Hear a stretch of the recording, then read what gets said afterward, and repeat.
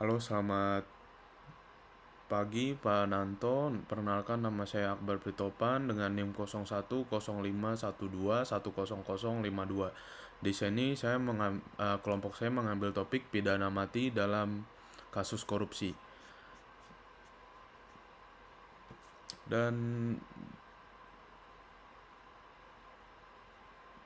argumen yang saya pilih di sini adalah apakah pidana mati bagi kasus korupsi legal? Seperti yang kita ketahui, korupsi sudah menjadi penyakit parah di negara Indonesia, negara kita, dan sangat sulit untuk disembuhkan dari dulu. Hampir setiap hari cerita korupsi itu ditonton, didengar melalui pemberitaan di media massa oleh masyarakat. Tapi itulah kenyataannya, pelaku dugaan tindak pidana korupsi selalu datang silih berganti, belum tuntas satu kasus diputus pengadilan.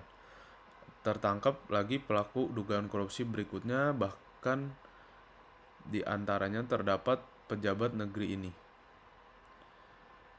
Dalam hukum positif Indonesia terdapat beberapa kejahatan yang memuat ancaman hukuman mati bagi tindak pidana korupsi. Terdapat di Undang-Undang Nomor 31 Tahun 1999, Junto Undang-Undang Nomor 20 Tahun 2001 tentang pemberantasan tindak pidana korupsi.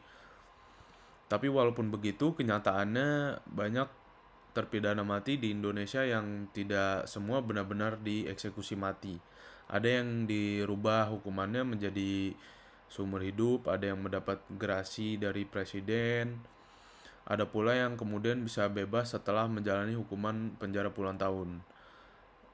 Sebaliknya, ada yang layak dijatuhi hukuman mati, semisal seperti koruptor kelas berat, namun masih saja bebas berkeliaran bahkan menghilang biasanya.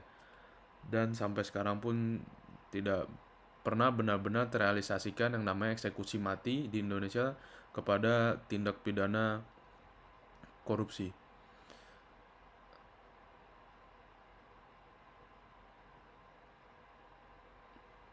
Dan hal seperti inilah yang harus lebih diperbaiki dalam hukum di Indonesia. Dan kejahatan tindak pidana korupsi dapat diberikan hukuman mati kepada pelakunya dalam keadaan tertentu.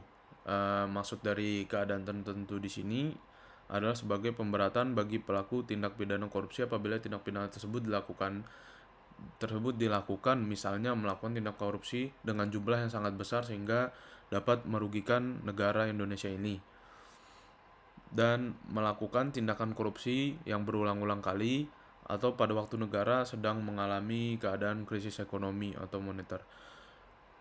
Dalam konteks pelaksanaan HAM, menurut analisis yang saya lakukan, kurang setuju dilaksanakan eksekusi mati tergantung dari seberapa besar tingkatan kasus korupsinya.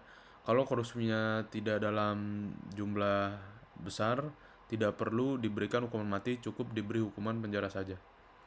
Namun jika dikaitkan dengan tindak pidana korupsi, narkotika, dan pembunuhan berencana, eksekusi mati harus dilaksanakan.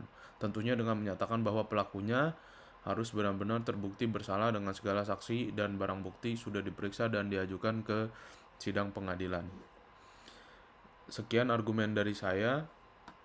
Mohon maaf bila ada kesalahan kata. Terima kasih.